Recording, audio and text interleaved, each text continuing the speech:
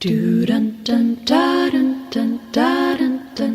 years ago today marked the last time anybody reported seeing or talking to Tara Grinstead. Officially, police are calling this a missing persons GBI case. officials say investigators latex glove found in $80,000 reward is being offered Where for information. is Tara Grinstead? From Tenderfoot TV in Atlanta, this is Up and Vanished, the investigation of Tara Grinstead. I'm your host, Payne Lindsey. Hey guys, there are several ways as a listener you can support the future of this podcast. First, subscribe, rate, and write a review on iTunes. The other way you can support is by using the promo code UPAndVanish to redeem 3 free meals from BlueApron.com. Blue Apron sends fresh ingredients right to your doorstep with original recipes to make healthy and delicious food in your own kitchen. If you're getting bored with going out to eat, or you're tired of spending too much money, you should definitely give Blue Apron a try. It's incredibly simple. With Blue Apron, each meal is less than $10, and they all take less than 40 minutes to make. And if you're a picky eater or you just don't want certain things, you can customize it on the website. They ship the exact amount of each ingredient, so you have everything you need and you're not wasting anything either. There's also no contract, no commitment. If you're traveling or going out of town or just don't want to cook that week, you can just log in and press pause. Right now, Up and Vanish listeners can get their first 3 meals for free, and with free shipping. Just go to blueapron.com/upandvanished. Again, that's blueapron.com/upandvanished. Now back to the show. At the end of the last episode, I talked to one of Tara's best friends. She wished not to be named, so I'll refer to her as Mandy. On that Monday morning when Tara was first reported missing, Mandy came to her house when the police were there to see if she could help figure out what was going on. She told me that she saw the latex glove that morning in Tara's front yard, and that it was blue. Tara's sister Anita, in a previous news interview, also said the glove was blue. This completely contradicted what I had been told by both the Ocilla police chief and Dr. Godwin, who both claimed the glove was white. Tara's friend Mandy also said that 3 days later, the glove was sitting on a desk at the police station in a brown paper bag, unsealed. Here's what else Mandy told me about that morning. And this is stupid too, but on the way down there, I remember thinking, okay, I watched CSI. Okay, now what am I going to be looking? I mean, that's stupid, but that's how I was thinking. Like, okay, so I took her phone. Yeah, I know. What can I look for? And when I went back in after they had roped it off, and the family, we were able to go in. Her bed had been made. Somebody made up her bed.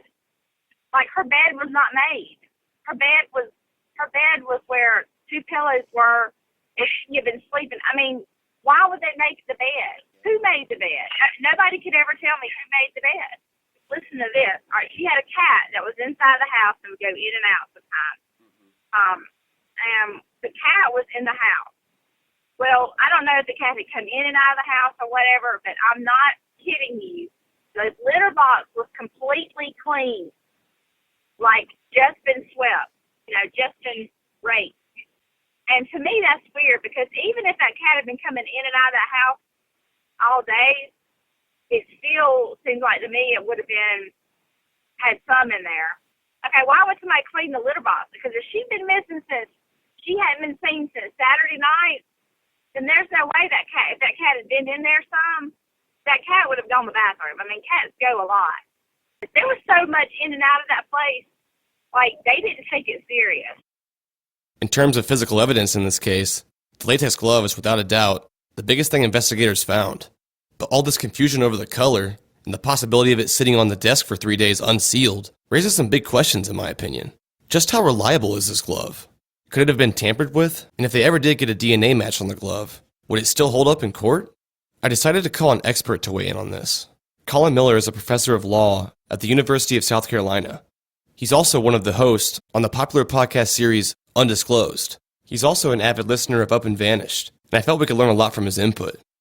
Before a party can admit any piece of evidence at trial, they have to authenticate it, which means they have to establish the evidence is what they claim it to be. So if they're saying this is the bag of drugs we took from the suspect or this is a knife we seized from his home, you have to authenticate that. And so one component of authentication is chain of custody.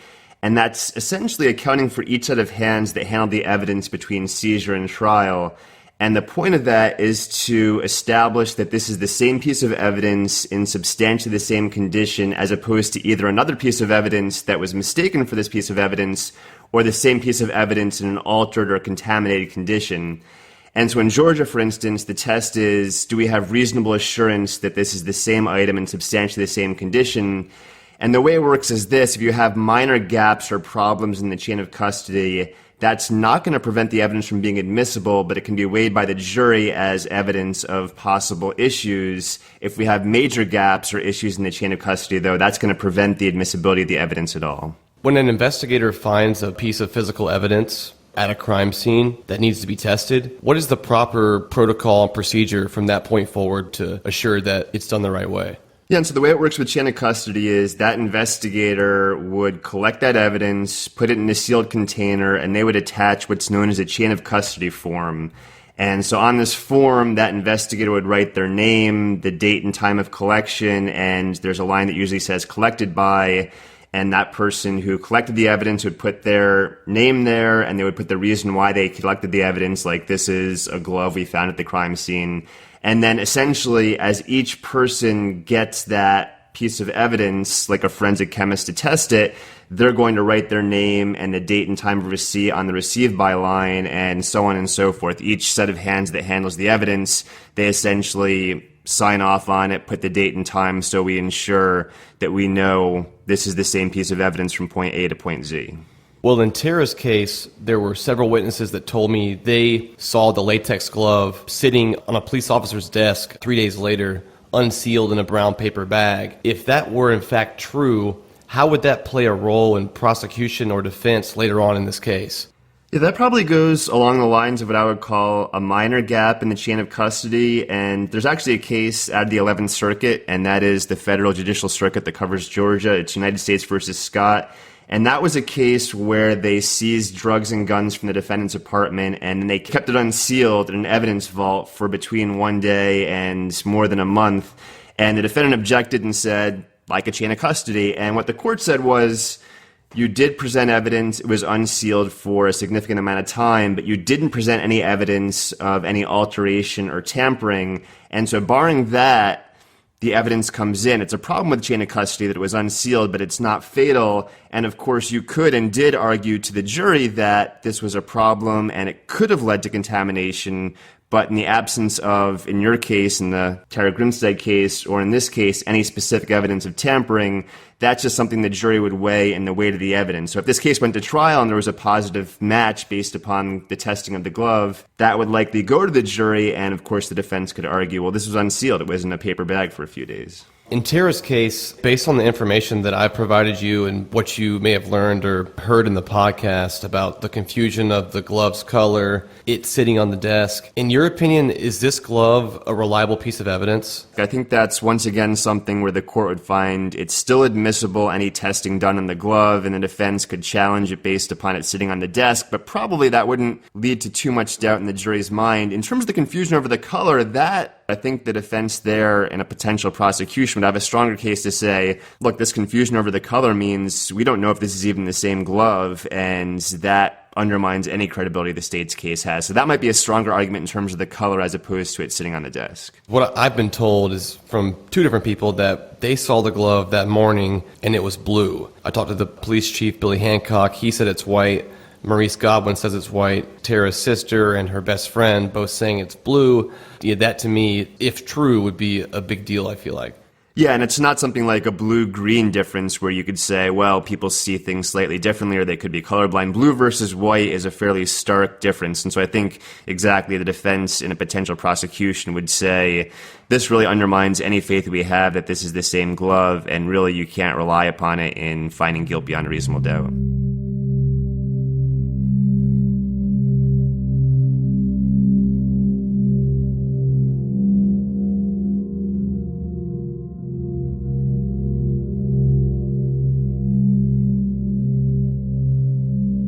Weeks after Tara went missing, the Nancy Grace Show aired a series of live interviews with prominent people in this case, discussing the latest developments. And one of the main topics was that latex glove. On November 8th, 2005, Nancy Grace interviewed a man named Tim Sturrock, a reporter from Macon, Georgia, who had traveled to Ocilla to get the latest updates. Here's the transcript from that interview. Nancy, what can you tell me tonight, Tim, about a latex glove reportedly found on day 1 by the police in her front yard? Tim replied, Well, Ocilla Police Chief Billy Hancock told me that they found a latex glove outside of her house shortly after she was reported missing. They handed it over to the Georgia Bureau of Investigation for testing. They're going to see if they can find any fingerprints. They're going to do some DNA testing, and that could take weeks. At this point, they don't really know if it had anything to do with this or not. Nancy stated it keeps being referred to as a latex glove. A latex glove. My first question was, you mean a rubber glove you wash dishes with, or a latex glove that you perform surgery with? Which one is it, Tim? Tim replied, it wasn't a dishwashing glove. It was more the type of glove that you'd be familiar with at like a doctor's office. Nancy Grace then spoke to Tara's sister, Anita Gaddis, about the glove. Anita, what do you make of this latex glove being found in her front yard?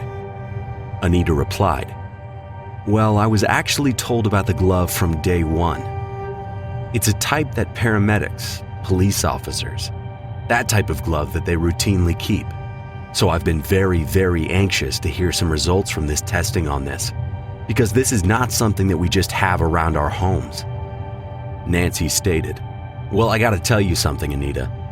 I've never woken up with a latex glove laying outside my door, or in the front yard, or in the backyard, or in the driveway. And at first, my question was it the type you wash dishes with? But that's commonly called a rubber glove. This is a latex glove. I don't like this about the latex glove.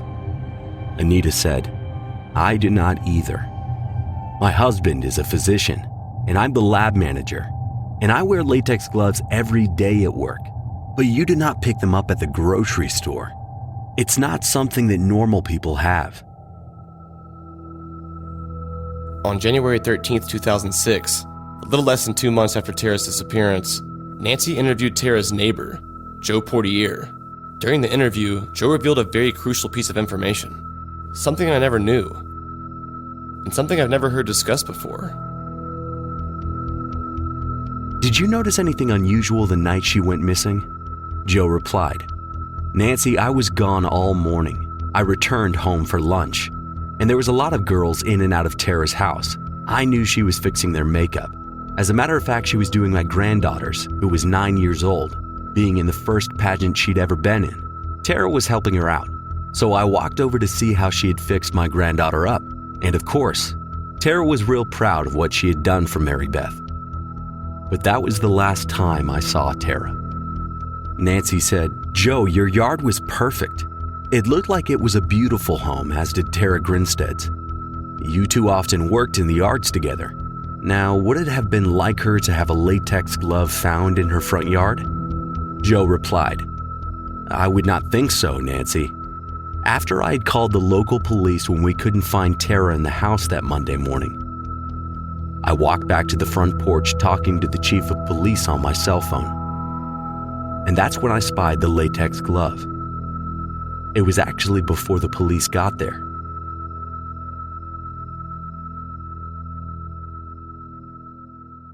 The narrative that I've always known is that Tara didn't show up for school that morning, the Ocilla police were notified, and they were the first to arrive to her house. But that wasn't true. Joe, Tara's neighbor, he was the first person at her house. And he also was the first person to find the latex glove, all before police got there. I didn't want to overanalyze this, but it seemed like a really big deal. The whole narrative in my head for Monday morning completely changed. I met with Maurice to talk about this. Well, initially brought the attention of something wrong. She didn't show up in her classroom. And somebody from school and Deanna Harper went to the house. And who's Deanna Harper? Marcus's stepmother. She was worked in the Board of Education. There's several people from her school came to her house looking for her. And Joe let those three, himself and those two other people, into the house. I found that sort of odd too. Marcus Harper's stepmom, Deanna Harper, worked in the Board of Education of Irwin County. And when she heard Tara didn't show up for work, Deanna and some people from school drove to her house. One important thing to note, Deanna should not be confused with Marcus Harper's biological mother, Nancy, who Tara was emailing. Deanna was his stepmom. Joe, the next-door neighbor, had a spare key to Tara's house, and he let Deanna and the other people from school inside her house that morning. Anything else weird to you about Joe being there that morning? It just seems like he was first on the scene. Oh, he was now. He found the glove. He did. And then he was on the phone with the police, which was Billy Hancock. He found the glove, but, I was told that he picked it up. Somebody told him to put it down. If Joe touched the glove, then... Well, the transference of, if it was just minor, it wouldn't leave any skin cells, no. If it was just minor, it wouldn't. Well, he was swabbed. All of them were swabbed. But here's the thing about if all of Saturday night, and then in the wee hours of Sunday morning, her car was home and you never saw the light on at all. Never saw the light on at all. The car was home. What I'm just saying is all that darkness, all that hours, all that through Sunday morning when it was still dark and stuff out there, her car was home, but there was never any light. They never saw any light. But that one particular time never raised any suspicion.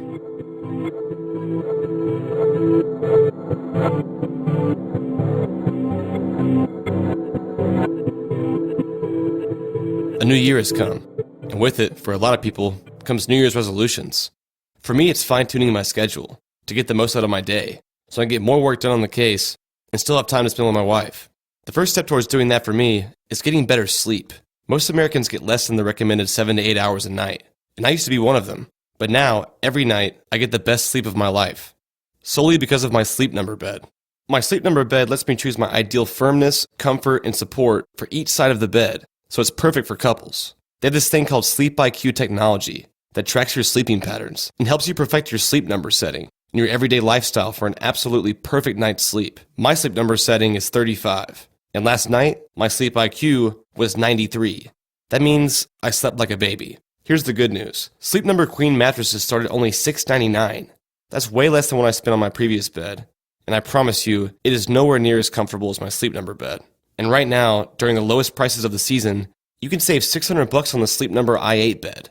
You'll only find Sleep Number at any of the 500 Sleep Number stores nationwide. To find the one nearest you, go to sleepnumber.com and make sure to tell them that Up and Vanish sent you.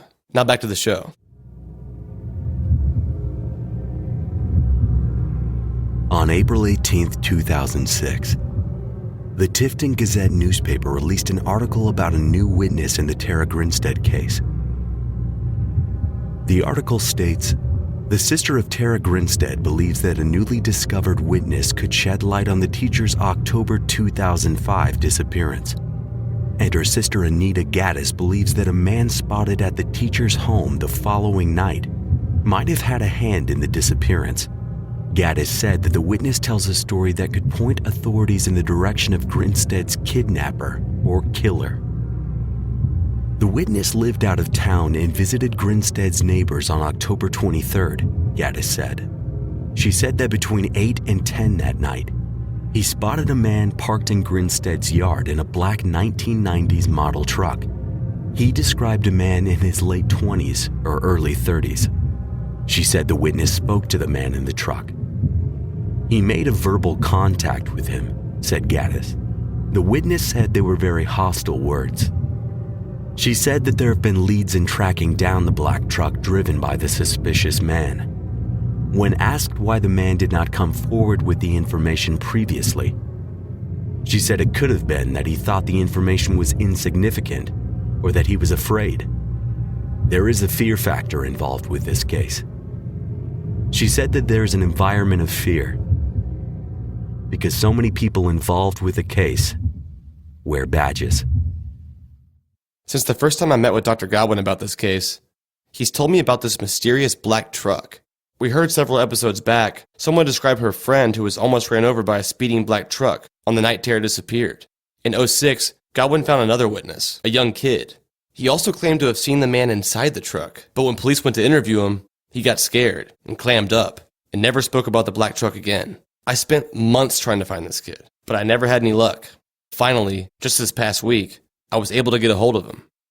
But that little black truck, it had deep, it was like a Ford Ranger, and it had deep chrome wheels in it, and they sort of stood out like street tires. Was it for sure black or was it just dark? It was for sure black. What time of day did you see it? Oh, late in the afternoon, during the weekend. The sun was going down, but it was daylight still. It would be, but about an hour or so I was fixing to go down. It was parked. It was in her yard. I was headed to Moshe's house, a friend of mine. He lived right next door to her. I read somewhere that there was like somebody in the car, like who may have talked to you or something. Is that true? No, sir. Did you ever get a look at the driver at all? No, sir. So you never saw anybody in the car at all, or no one ever talked to you or anything? Uh-uh. Because I read somewhere that somebody saw somebody inside the truck and like they said something to him and it was like rude or something. It wasn't me. Then who was it? I had spent months trying to find this guy, but I felt like I didn't learn anything. I remember the police scared him off the first time, and he clammed up. Was he doing the same thing now? I remembered him saying he was going to a friend's house, a friend named Moshe. I was headed to Moshe's house, a friend of mine. Was Moshe the kid who saw the driver?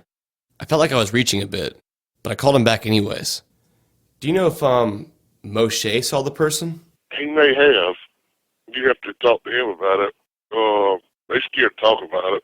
Because the last time we were cooperating and doing like we're supposed to, they piss tested him, and he piss tested hot for marijuana, and they sent him to jail. Talking about that black truck. That's about the third time they questioned us about it, and because she lived right next door to him, where he lived at, and I always hung out over there. So we were talking about the truck and the rims and all that, and he might have seen somebody on his part, and they started piss testing like devils. So they just out of nowhere just did a drug test. Yeah, he was on probation, and they got him.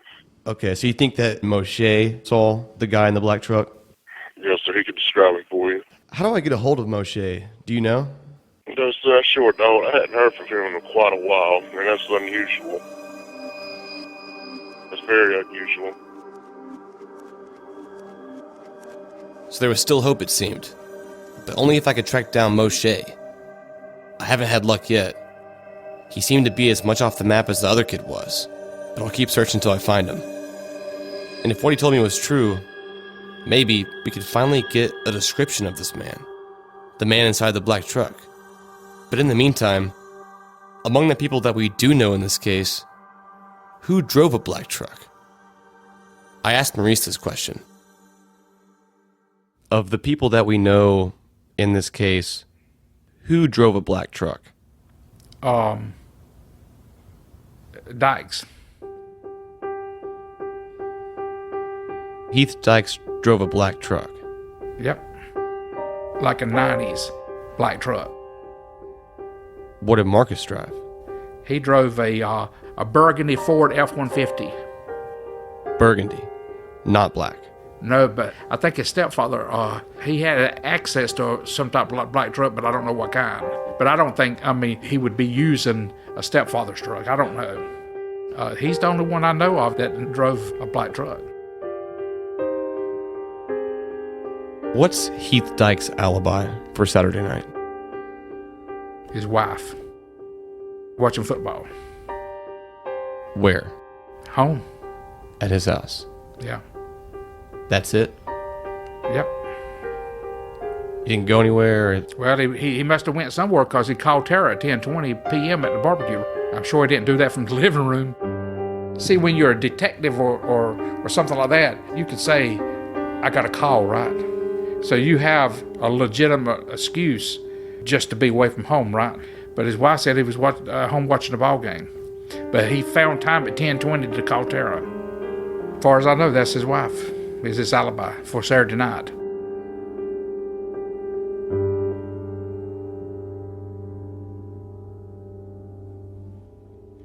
A lot's happened since I started this podcast. And honestly, I would have never expected to learn as much as I did about this case in really such a relatively short amount of time. The podcast itself opened up doors in this case that I thought were sealed shut. People who at first wouldn't talk to me are now starting to open up. And my plan for the documentary and the podcast itself have been constantly changing, slowly evolving into what it is now. In the past, I told you this podcast would be a total of 12 episodes, but that's just not possible. I'm extending the Up and Vanish series on Tara Grinstead to 18 episodes. Out of respect for Tara, the sheer complexity of this case, and the surge of new leads that have come my way, squeezing the story into 12 episodes will do no justice. And just so I don't leave you hanging, I'm going to share with you right now something that happened to me when I first started investigating this case, just a month or so after I met Maurice Godwin. It's a fake Facebook account. He changed his profile picture too. Somebody has said something to him about the picture.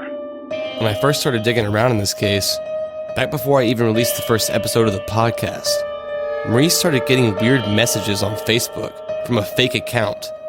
And the creepy thing was, the messages were about me.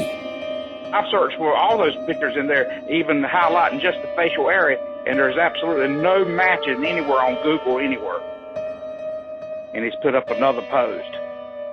I mean, it's just weird what they wrote.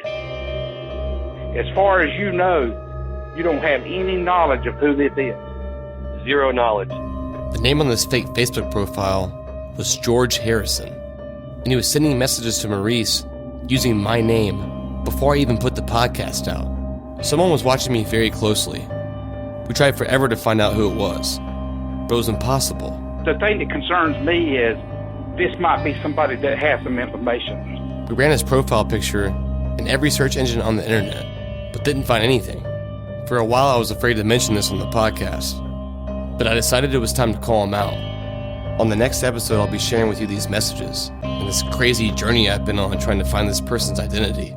From this point forward, this case takes some weird turns, and I'm hoping that together we can start to build a clearer picture of what happened on October 22nd, 2005.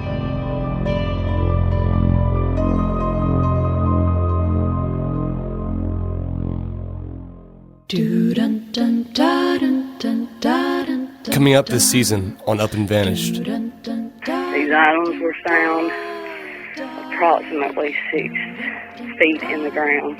And he was going to wrap my body up in a stain net with rocks, just like Miss Grinstead. I think it's a very good tip. I think it's a very good tip. I sure do.